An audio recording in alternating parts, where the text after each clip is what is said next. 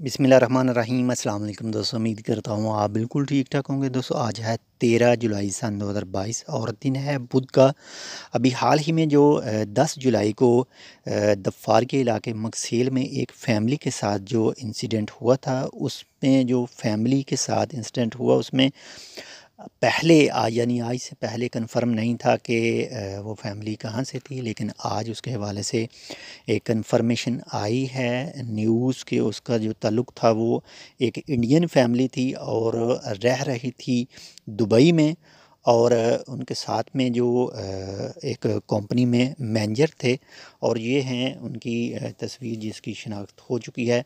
एक 44 से 46 साल जो है वो शख्स है, श्रीकांत नाम से। और इसके साथ में इनकी एक बेटी जो है उसकी एज जो है वह 9 साल बताई जा रही है, और जो बेटा है इसकी जो एज है वो 6 साल बताई जा रही है।